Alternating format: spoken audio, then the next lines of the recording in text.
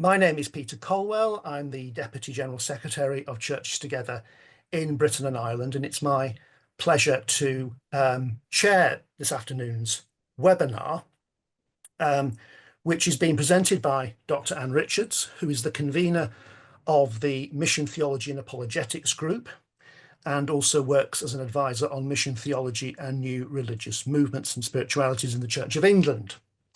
So this, the Mission Theology Apologetics Group, is a resource for member churches in the area of theological reflection, undertaking research and projects in the areas of mission theology and mission practice, working with 5 main areas of research in the areas of spirituality, theology, reconciliation, evangelism, and mission.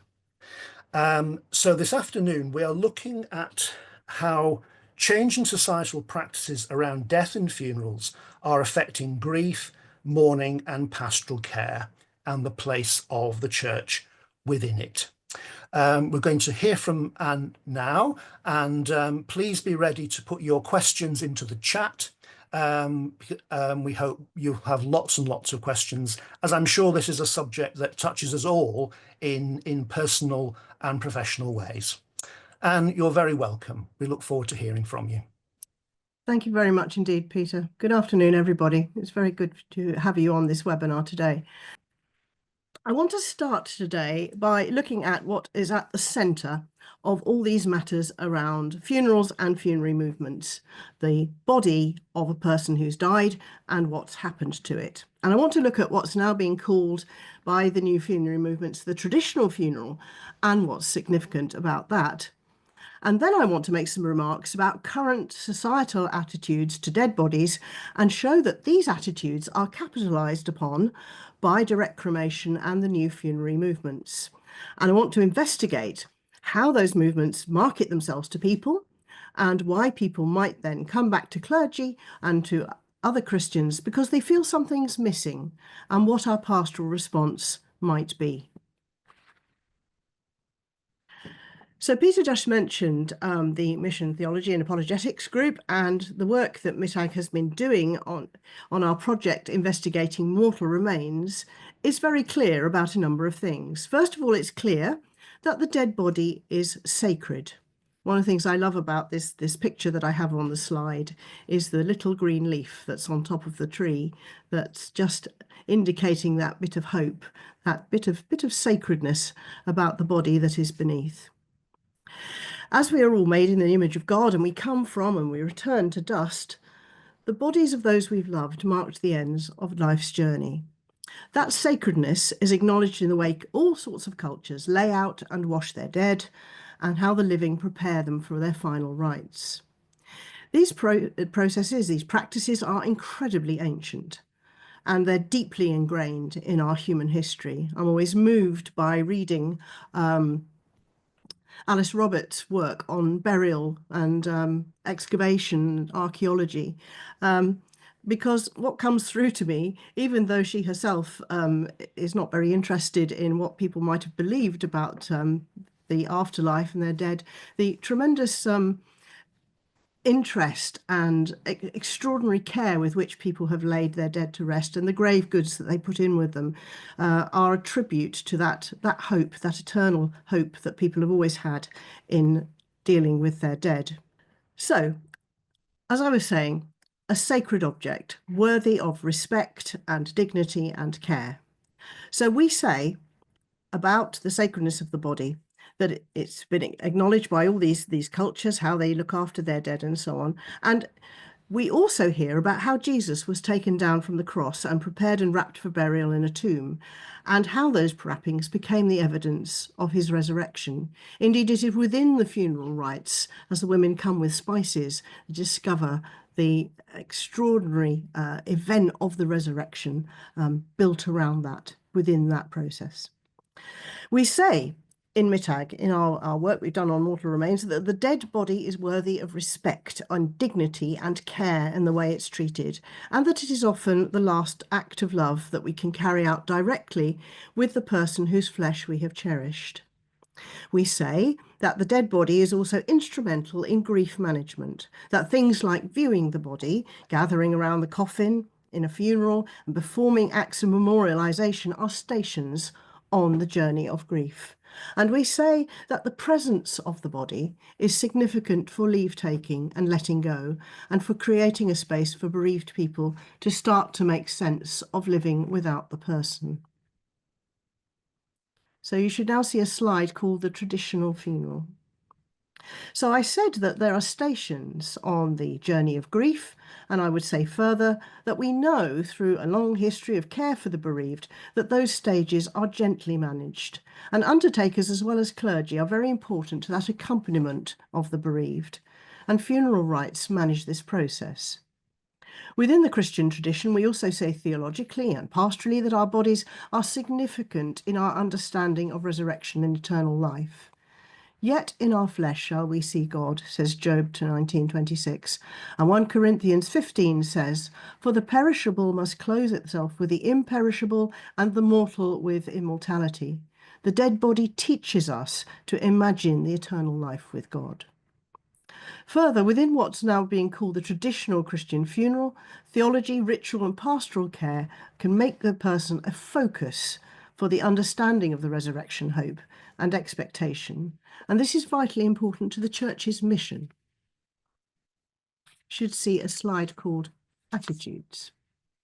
Now, the problem is that the traditions that people have had of keeping the body at home, of acknowledging death in our midst and being involved with our dead have died away, if you'll forgive the pun, with the result that our society is very ambivalent about death and bodies. And I'll give you some examples. First of all, we're exposed to sanitized versions of dead bodies throughout popular culture. This picture that you see on the screen, or I hope you do, is from the popular forensic science drama Silent Witness. We see lots of dead bodies on TV, in crime dramas, action films, but these images bear little relationship to actual experience of death and the dead. Death, too, is often sanitized and hidden away, and many people today have never seen a dead body. Secondly, individualization is a big societal pressure. It drives a culture of what I need, what my choices are, and not what others need or may need. We may even never ask them. By definition, then, the dead have no agency, so wishes can be ignored or go unfulfilled, or a conversation simply not had. End-of-life decisions, or more properly death decisions, are lauded as taking control and deciding what I want. This is the same sort of autonomy argument that you see in contested discussions about assisted suicide, assisted dying.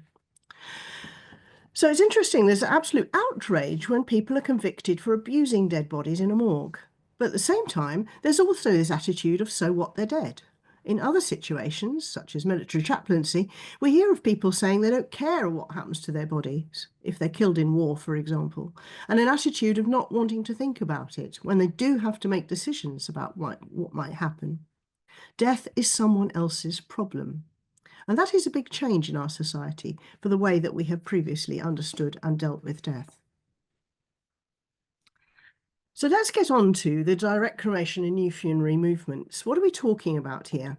So everything I've discussed so far about societal attitudes is important to think about because the new funerary movements that are coming down the line towards us capitalise on these attitudes in our popular culture. So what are we talking about? If we go to this traditional funeral, as it's called by the funerary movements in the UK, it has a variety of components, which you all know about. But it typically involves a firm of undertakers receiving a body into their care, making it available for viewing if people want it, placing the body in a coffin according to the wishes of the deceased and the family, receiving the body via a hearse into a place of worship like a church or a chapel, or taking it to a crematorium, and laying then the body to rest through burial in a grave or through being reduced to ashes in a flame cremation. There are many elaborations and variations in Christian tradition and in other cultures and faiths, and you will be aware of what those are. But there are pressures now on traditional funerals, principally lack of burial space and the environmental impact of flame cremation. Currently, the Law Commission is looking into some of these issues, and they've already done a lot of work on revising burial and flame cremation law. MTAG is helping with thinking about the new funerary movement. So we've been talking to the Law Commission about this in our meetings. But if we turn to direct cremation, what are we talking about? So this is what one company, and I want to say at the start that there are very many companies offering direct cremation. So I'm not really wanting to single one out. I just found it useful to use this one, which is called pure cremation. I'm going to say some more about it in a bit. This is what it tells us about direct cremation. So I'm reading verbatim from their own literature. A direct cremation, also known as a simple, unattended or pure cremation, is a funeral without a ceremony at the crematorium or church. When someone passes away, they are collected by the funeral company and taken directly into their care, rather than kept with a local funeral director who would later take them to the crematorium in a hearse. In every other way, a direct cremation is like a traditional funeral. However, because there's no hearse, no crematorium ceremony, and no funeral director fees to pay, a direct cremation is usually the most affordable kind of funeral there is, often less than half the price of a traditional funeral. Direct cremations are also sometimes called unattended cremations or unattended funerals. This just refers to the fact that families do not attend a ceremony at the crematorium. It doesn't mean there's no one in attendance at the cremation. The professionals who work at the crematorium will be there, ensuring that a respectful, dignified cremation takes place. In fact, at Pure Cremation, our experienced award-winning staff bow to each person in their care before the cremation. Now, we'll dig into the implications of what is said there in a minute, but I'll just go through some other funerary movements that are possibly coming into or down the line for us in this country. Resumation is sometimes called water cremation, and it came to notice when Archbishop Desmond Tutu chose this for his own body after death, and involves a process where the body is taken from the coffin undressed and placed into a vessel with water and a strongly alkali chemical, which is then heated, and this effectively dissolves human tissue into its organic components. The resultant liquid goes into the sewage system, which is itself an ethical issue should a dissolved body be effectively flushed down the drain, and the bones are left powdered, as in a flame cremation, and they're returned to the family as ashes.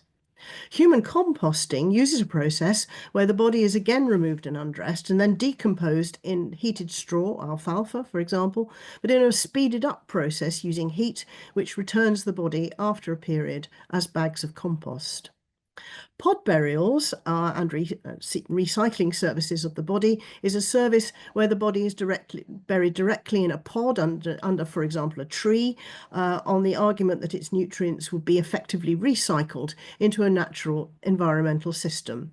And you also see that in the arguments for woodland funerals as being more natural, more environmentally friendly, as nourishing the environment. Another interesting thing that we have at the moment, such as the Brightwater service at just outside Orpington, is a new form of mausoleum in which chambers can be decorated like a child's bedroom. You could put toys, for example. You can have pictures on the wall, and you can go back there and watch video feeds of the chamber itself, or of a succession of photographs or whatever it might be. And there are issues around that.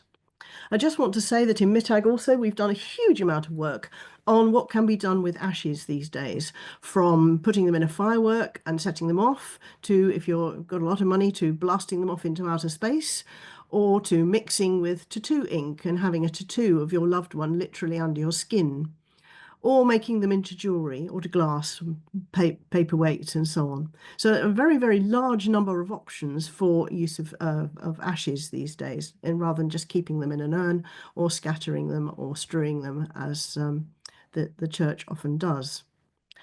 And finally, and there will be a further webinar on this on the 11th of June, I'll be talking about grief tech, which is the application of AI technology to things like grief bots or AI avatars of the dead person as a way of assuaging the grief of the person while the body is dealt with in a different way. So what I want to say about this is that in all of these new funerary movements, there's this push towards seeing the dead body as waste. And I do think that's very important to take on board. because it starts to undo the idea of the body, the dead body, as sacred and significant. The body is seen similar to taking out the trash and getting rid of it. It's like putting the bins out. If you want to be more ethical about your rubbish, you recycle. You try to do something more green because that's a good thing. Or you might opt for composting or pod burial because it's greener and less polluting. But it's still what you do with your waste.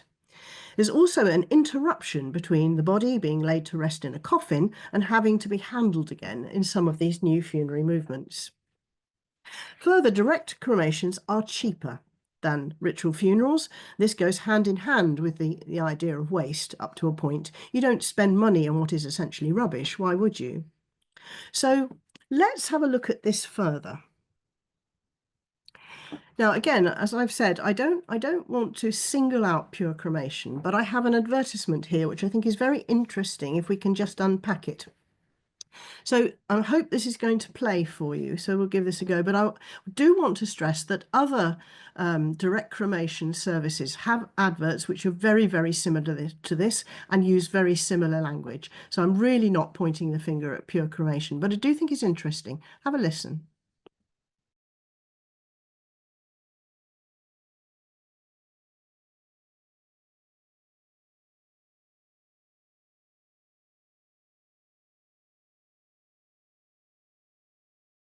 So I hope that you found that interesting. I certainly do. Let's analyse the language that we just saw in that advert. First of all, there's a language of get it done now, one done, paid up front. The person's autonomy and individualisation is stressed. There's literally nothing for the family to do after the person dies. Their choices and their wishes are all sort of removed. There's nothing else to be done about it. Another thing about it is that death decisions are ticked off the list with minimal thought. Let's get on with living instead. Death is rather inconvenient, so we can just deal with it simply and forget about it. There's language of emotional and financial burden. Funeral as burden on the family. Cost is a worry. Burden and cost are bad words, and we want to avoid those. The chap said nobody likes going to a funeral. Funerals are seen as distressing and unpleasant and are to be avoided. There's the stress and financial burden and the stress of organising. The family needs to avoid stress. There are other words that come up in other advertisements, and believe me, I have seen an awful lot of these adverts, are hassle and fuss. But this doesn't take into consideration that having something to do and decisions to make in the care of sympathetic clergy and undertakers can be helpful in bereavement, particularly if the person who died was the person who made all the decisions. There's no upsetting discussion. Upsetting is a key word that appears in a number of adverts that I've actually looked at. We don't need to talk about death because it's upsetting. No one needs to be sad or upset. But I remember very, very sort of clearly when my aunt and uncle died, talking to my cousin at their funerals, and he noted that all his parents gone and a number of his family and friends had died. He said, "Who will cry for me?" And I said to him, "I will cry for you." But it was this sort of sense that nobody would cry, nobody would be upset, and somebody should be upset. And so within this kind of advert too, we've got this pure cremation as against the traditional funeral, which comes out as elaborate, expensive, not affordable, inappropriate, and bewildering. That life is for the living, so the dead body is meaningless. It's taking out the trash. And you can have a send-off if you want a send-off when you're ready. You can have a party or an event later when you get round to it. It's an interruption between the death and the party, whenever that might be. So there are some pressures and enticements in this matter of direct cremation and other kinds of funerary movements. So, for example, I thought, well, I've gone through all these adverts, I've looked at all this literature, I've investigated all these funeral movements. So what I'll do, I'll apply to sign up. So I applied to sign up, not with Pure Cremation, but another provider, and they sent me all their material. And I kind of expected there would be something that had something to do with my humanness, with my life and my death decisions. But in fact, all it was a series of financial forms and notes. There was absolutely nothing else except matters about money. So there was the usual kind of financial transaction language about a cooling off period if I decide to sign up. Made me think, ironically, that I probably would be very, very cool after I died. But all kinds of things about how I pay, what happens if I fail to pay, what happens if something goes wrong or I change my mind or the family changes its mind, all sorts of things about money. And so that's kind of where it's all coming from, the affordability, but also locking you in and making sure that that the plan is in place. But it's a financial plan. All the other sort of bits around the matters of dying and the bereavement and the grief of the family, they're completely secondary matters. And we can understand why that would be. So the pressures are, why waste money in a time of economic constraints?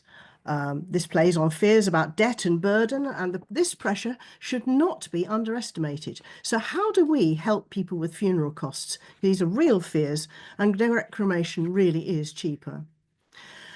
There's a matter of distress. No one should be upset, they say. Well, of course, fear of facing grief is real, but no one can be protected from grieving, and this suggests that somehow direct cremation does protect people from pain and suffering. What it actually does is remove the place where grief can be properly expressed and placed in the context of hope that the traditional funeral would offer. Then there's a matter of hassle. No one should think about the fuss of a funeral, they say. And as I just noted a little while ago, the fuss of a funeral is precisely why people have funeral rites and rituals from time immemorial, because it is pastorally important in dealing with grief. Then there's this matter of remembering later, kicking the can down the road and suggesting that families can somehow put off grieving their dead to a dislocated event at another time. That event or party or wake is not connected to the rite of passage and therefore inserts an interruption to the process of grieving and saying goodbye to the person at the gathering. And then make good choices for the planet because it's ethical and you've done right by the dead person. There's a big pressure to go for ethical as a substitute for religious, but doing right by the planet or recycling, while apparently a good thing to do, reduces the body to nature's waste and divorces from a sense of eschatological reality or an eternal reality. But what do we have to say, we as Christians, about environmental impact when these things matter to people? Some people don't realise until it's too late just what the restrictions of direct cremation are. So, for example, this is what the Co-op Funeral Service says about its own service of direct cremation. There's no visiting the person who's died at one of their funeral homes. There's no dressing them in their own clothes. We will provide a gown, they say. There's no adding items to the coffin to go to the crematorium, such as flowers or funeral stationery or personal effects. These are not allowed. There's no being able to choose the date and time of the cremation.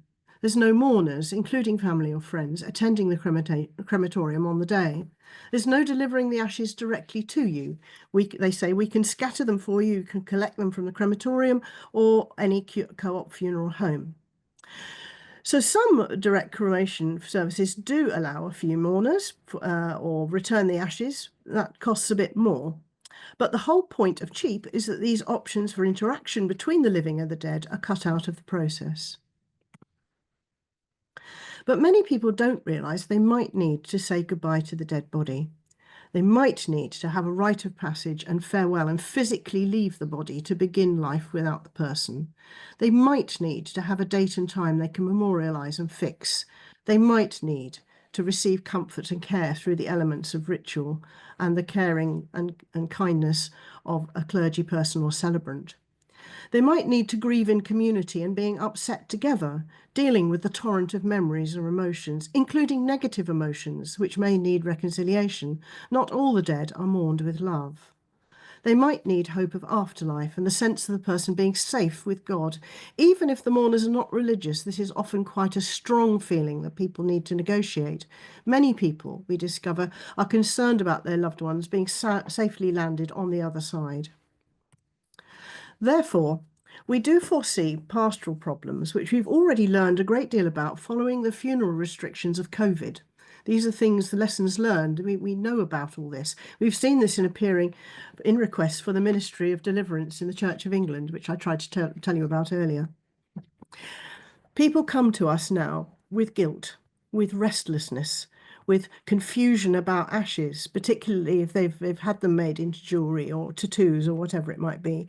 They report hauntings, psychological problems, because they've been deprived of the traditional funeral and its grief-managing properties. There's a general sense of longing and searching and of things left undone, just as we saw after the First World War, when so many people did not know what had happened to their loved ones and were unable to have a rite of passage or set them to rest. So finally, there isn't anything wrong with planning. There's nothing wrong with planning for death and for funeral, and their cost is a real factor for people. Can't ignore that. So it's not surprising there's an uptick in people looking at direct cremation in particular. So with direct cremation requests and plans on the rise, we need to think about a response.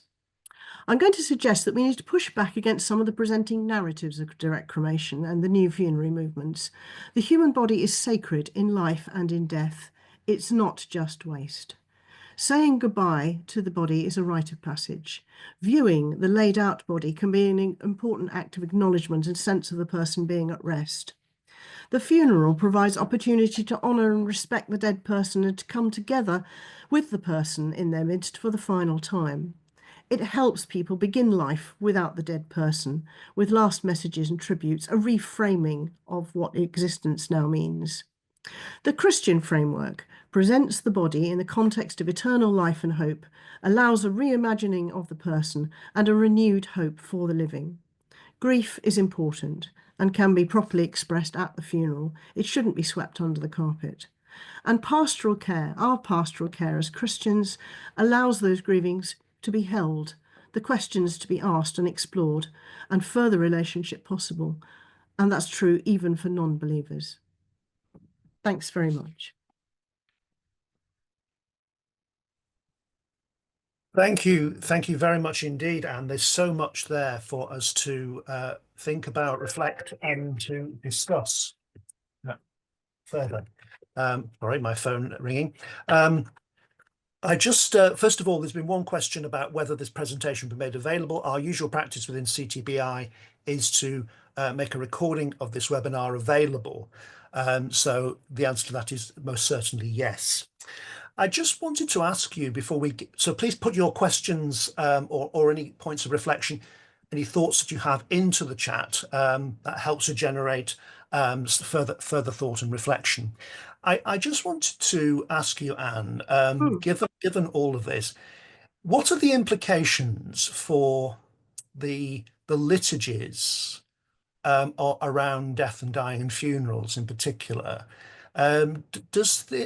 Is the implication of what you're presenting to us that the churches perhaps have to do some further thinking about different forms of liturgical farewell, shall we say, otherwise, and funerals? Could you say something a little bit about that and what further work might be needed to be done?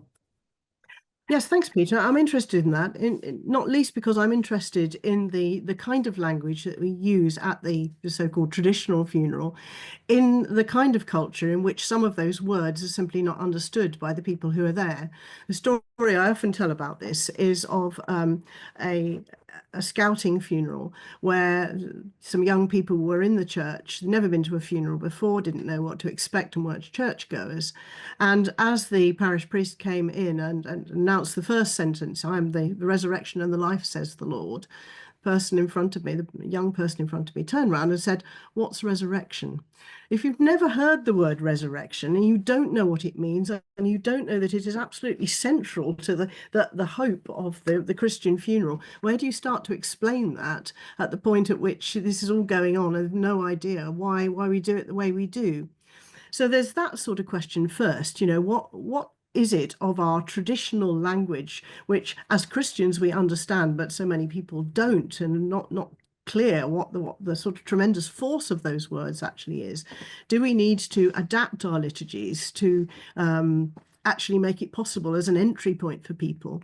And then if you have got people who are looking for the cheapest option, or just simply never really thought about death, or a dead body, never seen one, how do you actually have a language of hope that describes what they're going through when they have no kind of hooks to hang these things on?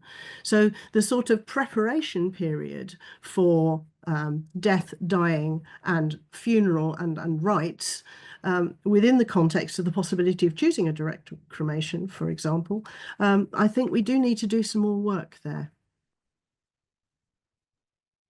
And also, not to hog the floor too much, there will be questions coming in, but what about the way we train those for ordination? And also ongoing in-service training, because as more and more options are being presented to people, I would imagine that many people, even within our own churches, let alone the wider community, are going to be fairly confused as to the range of options. And I could imagine many clergy being rather at sea in trying to care for people pastorally and making those decisions. Are you aware of any of ordination training trying to catch up on this at all? No, but I do wish that were possible. I did actually have two questions to put to the whole group, which kind of encapsulate what you've just said. One is to do with before, and one is to do with after in relation to the funeral. So my first question really, and this applies to ordination training as well as to everything else, what can we do as a missionary church to tell people about the importance of the Christian funeral and their, how it's important to their grief journey and well-being? So where we actually, telling people about that, so they don't have to find out when somebody's just died, that they actually know that that's something that we offer to them. And secondly, then how do we help people who find that a direct cremation or other process for the body of a loved one has left them with questions or unresolved feelings? So how equipped are we, or do we need to be, for actually picking up the pastoral problems that I just outlined in the final slides there? So, I'd be interested to hear what people on the call, have to think about that. May I also just apply to this question that I see in the question answer thing about the word waste? Can I just say something about that?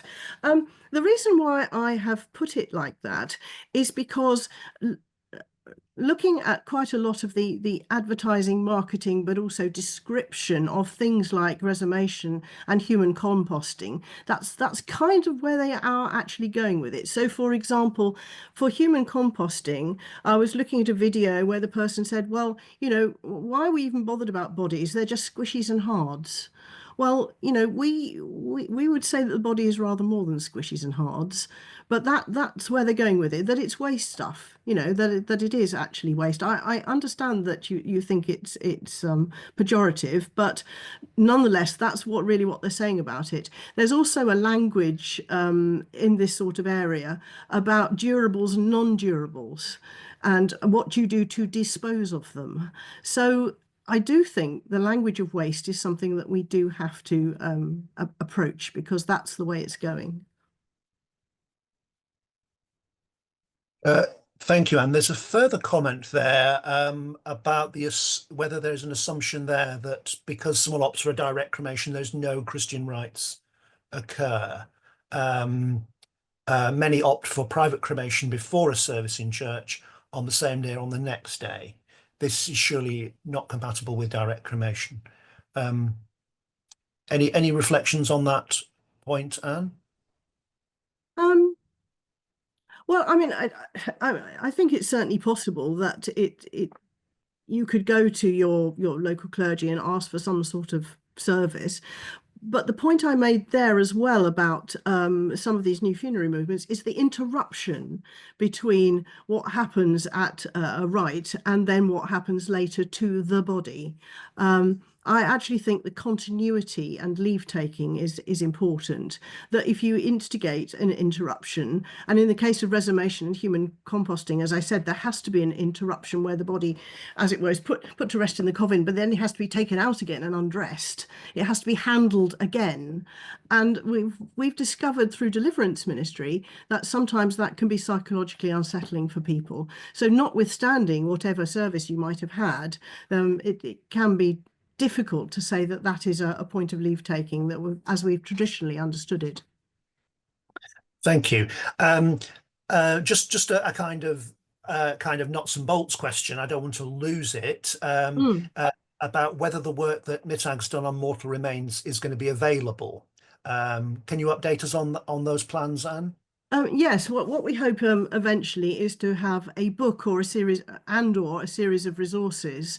It is a much bigger project than just this. So, for example, we've got quite a lot of work on the theology of the body and the dead body, but also things like excavation, display of human remains, relics, all kinds of things, animal bodies and so on. So it's a really, really big project that touches on a lot of things which are relevant to what's going on in our popular culture today.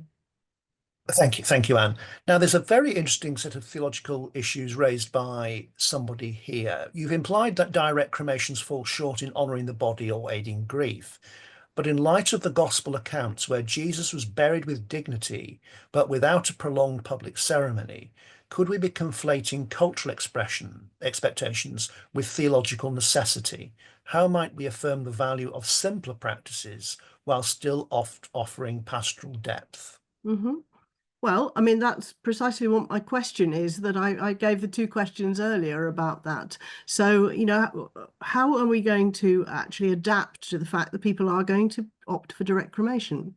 How are we going to adapt to that when either beforehand, when people have made these plans and then they're approaching death and the family have questions about it and so on? And how are we going to adapt our pastoral care for any kind of issues that then arise? So, I do think that that's something that we have to respond to. We don't want to be on the back foot about this. Okay, thank you. I'm working my way through the questions. There's quite a few coming in. We've talked about the education of clergy, but also what about funeral directors, as they often fail to recognise denominations that offer less liturgical form, faith-light tendency. Sorry, I'm just reading it very quickly. Any observation about the role of funeral directors in this, Anne? Well, I think funeral directors are tremendously important. And of course, certainly all the clergy I know value relationships with funeral directors very much indeed, because that's absolutely integral to providing the best kind of pastoral care for families. And I think some funeral directors are themselves facing challenges around cost and also around the matters of direct cremation, which some of those services completely cut out funeral directors altogether, whereas other funeral directors, and I quoted from the co-op, obviously, are offering their own services in order to compete, because it is a market in that respect. So what can we do from the Christian point of view to make sure that the kind of bereavement care that funeral directors are often so specialised in and often so good at providing isn't undermined by having to compete in this market for low cost funerals? So that's, we need to talk to funeral directors. We need to understand where they're coming from on this particular matter and where they see the problems arising, or possibly the threat to their own bereavement care. Another question here. Could insisting on more elaborate funerals unintentionally shame or marginalise those for financial reasons choose a simpler option? Yeah, that has been put to me before, and I absolutely see that. We don't want to get into a place where people feel guilty because they can't afford the sort of, full bells and whistles sort of funeral that they may have seen in churches, for example, on other occasions. We don't want to get to a place where people feel that they've done less by the person that they love simply because they can't have what another person had. So, but I mean, that is a part of pastoral management, isn't it? I mean, you're clear when you see people who have lost people that that what we offer isn't around the elaboration of it. It's about particular kinds of elements and decision making. As I said, taking decisions away is a problem, and involvement, and getting people to feel that no matter what they can or can't afford, they have absolutely done the best to honour the sacredness of the body that they are letting go. And that's a pastoral necessity. Somebody has also raised the role of hospice care Mm, and the very supportive environment that they provide to family. That's something that we often forget about, isn't it? yes, yes, yes, yes, Yeah. yes.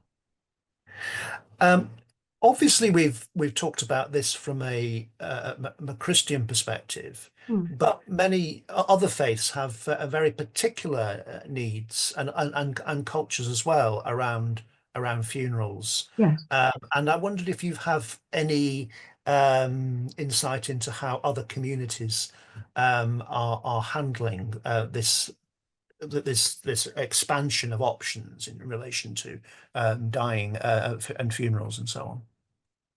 Well, I haven't done any research into how far other faith communities are responding to the kind of marketing and offering of direct cremation and other funerary movements. I suspect that where burial has to take place really quickly, that's not going to work if you've got to have a process like resumation or human composting. Although I don't know about that. But one of the fascinating things that we've done in MTAG in the mortal remains research is to look at how communities around the world have uh, traditionally treated their dead and looked at the elaborate kinds of rites and ceremonies that people often offer, even to the point of sometimes digging them up and giving them a day out and remaining connected to their dead in ways that we don't quite often. So you might point to the tradition of memorialization in this country, of having a grave marker of some sort, and many faith communities would do that. But in other communities, it would be a matter of having the dead come to live among you. You might dig up their skulls and have them, in your community, in your village or whatever, and go and visit them and talk to them and bring them offerings and stuff like that. And that's very, very interesting in the sense that some other kinds of faith community do have a much stronger sense of the dead continuing to live among us and to be honoured as ancestors, to be honoured as still part of the tradition and memory. And I'm interested in whether or not in this country, for example, where you have these low-cost options for things, whether or not that would eat into some of that sense of tradition, memory, myth-making, sense-making, and religion.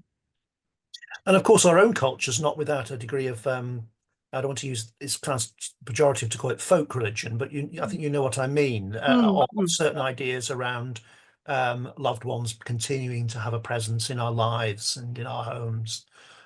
So it's very much an ever-present reality for all of us. indeed.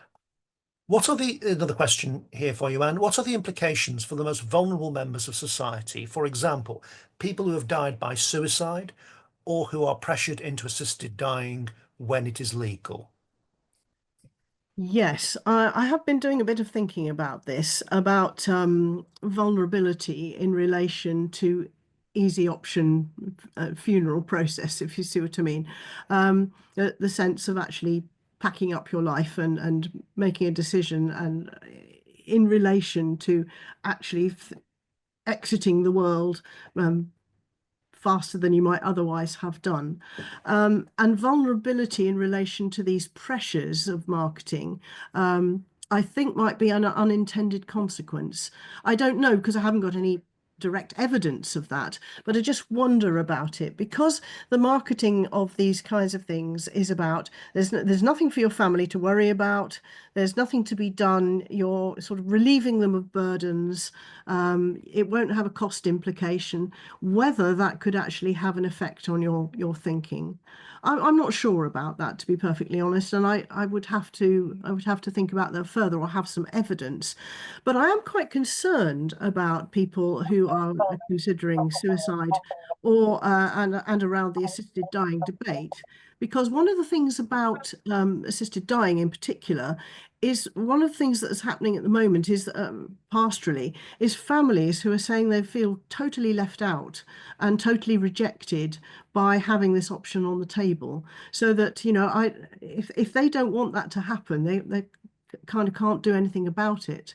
So the pastoral problems that I mentioned around the matters of direct cremation might, as it were, tangentially be also operative in where these kinds of decisions are made also. And that's something that we do seriously have to think about if this comes down the line. I mean, I'm interested by this question around people who've died of by suicide because it Mm, reminds me of what happened, particularly in the 1980s, when people died of AIDS, and there was a whole stigma mm, around that. And families mm, were very keen to have very, very quick funerals that were very private and very quick. mm, The sense of family shame because of a gay man dying of AIDS. mm, Um, and I suppose that for some there are difficult emotions to process around suicide. Um, absolutely.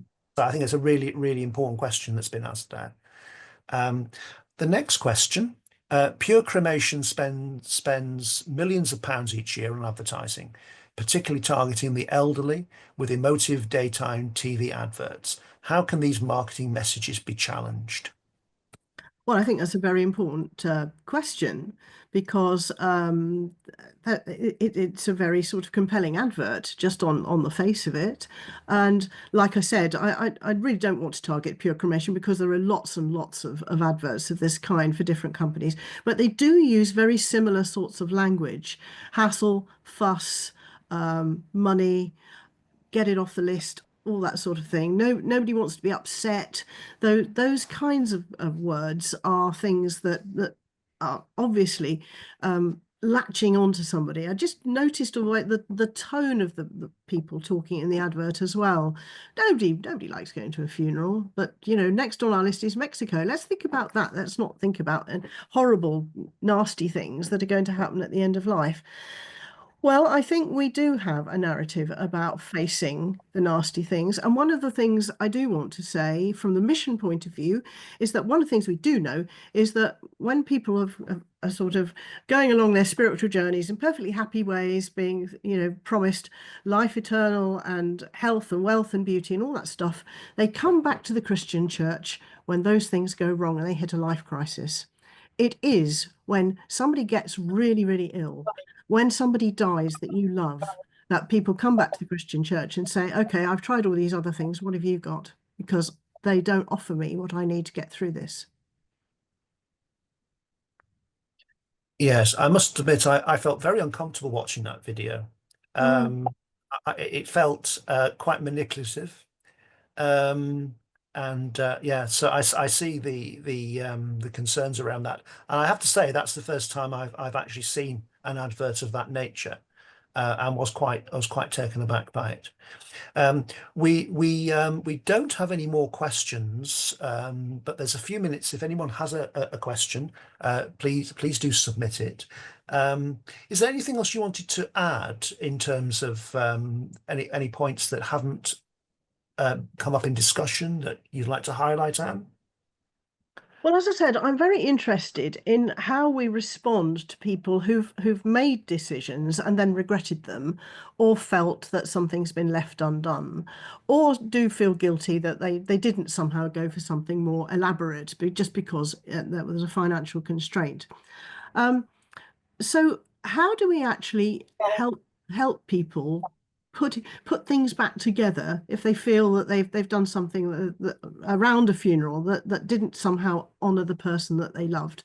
So, for example, in MTAG, one of our colleagues, perhaps you remember this, Peter, said that somebody had come to him as a parish priest with a ring that they had made out of the ashes, and said that they didn't feel comfortable with this ring anymore, and that they felt that they had done it all wrong, that the ashes should have been preserved together intact in an urn, and something done with them through the rites of the Christian church. But now this can't be undone. You can't undo the ring. So they're stuck with this thing that's become a kind of a worrying object. So when people have these kinds of questions, how do we help them navigate the decisions that they'd made if they thought they were the wrong decisions at the end of it? This isn't just about direct cremation. This has a lot to do with all kinds of things to do with funerals, but it's something that maybe we have to think about a bit more. Now there are so many options on the table. First of all, we need to know about those options.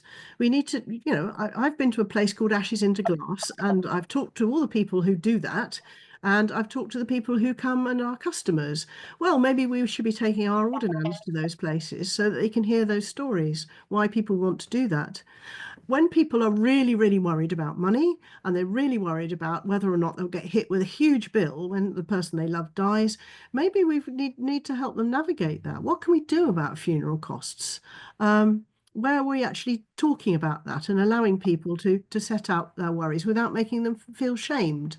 So there's all those kinds of things which I think we need to be on the front foot about in our, as we said earlier, in our training, but also in having resources for this. I mean, one of the things that I hope for our Mortal Remains project, that we'll be able to have practical resources for people to download and have a look at to see how we can best help people at this extraordinarily painful and sad time of their lives.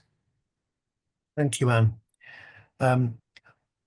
Well, we don't have any more questions, so why don't I invite you to say something about the next webinar, which will take place next month. Please, Anne, the next one, which is really interesting. Yes. What I'm going to do at the next one, which is on the 11th of June, that's right, Peter, isn't it? 11th of June at 2:30, like this one was. I'll be talking about grief tech. Now, this is something which is definitely coming down the line, where be able to use AI to create things like grief bots or avatars or simulacra of the person who've died in order to navigate the death and grief. And we're already seeing it in some ways. Well, I mentioned Brightwater earlier about the new mausoleums that they have, and you can go and watch a video of the person or photographs, but you can also see a feed from the actual chambers of what looks like to be decorated like a child's bedroom. So you can already kind of have this kind of interaction with the dead person as though they were alive. But there are all sorts of interesting spiritual and ethical concerns around grief tech. So, for example, supposing you were able to have an avatar which was created from data scraping all the social media and all the things that people had written that were online, all the videos that they'd made on TikTok, the way they speak, the way they move, the things they talk about, the information they hold, and you were able to interact with it. Well, supposing you and your grief go and ask them for financial advice, and they give you financial advice. There's all sorts of interesting legal problems about that. Further, and this is something which I'm currently thinking about at the moment in preparation for this webinar, it's just been brought to my attention with the M&S cyber hack. Supposing that a hacker got hold of your loved one, your loved one's data, and asked you to ransom it. What happens when you want to move on and you want to get rid of your app or your grief bot, which has carried you through the first couple of years or whatever it might be? So there are all sorts of interesting questions here about grief tech in relation to funerary movements. And I'm afraid I'm going to bring this up again, this kind of argument from some of them that the body is just a waste project and we get rid of it. What you really want to invest in is your grief bot, which is, just like the person that you lost, and you can forget about the rest. So all sorts of interesting things to think about and to talk about. And I hope that you'll come along and be part of the webinar to explore that with me, because I'm finding that both terrifying and exciting in equal measure. Thank you, Anne.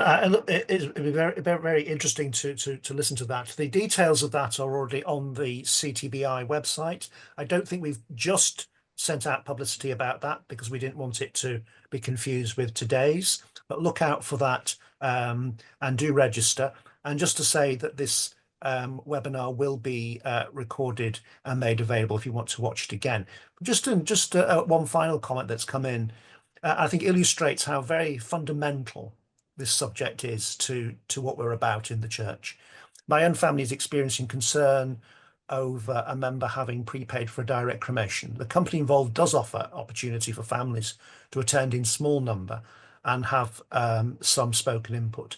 More can be added for a cost. This shows that companies themselves are aware of the difficulties that may occur. So there's a whole lot of different aspects to this. This is such a very fundamental issue that we're going to face more and more as churches in the future. So thank you all very much for attending. A very, very special thank you to Anne. I know she does huge amounts of work on this. I come to MTAG meetings and I know we all are in awe of the work that Anne does. She produces a huge amount and it's immensely valuable to the work of the churches ecumenically. So our heartfelt thanks to you, Anne. This and other webinars that we've held are available on the CTBI website as recordings. So thank you all very much and good afternoon.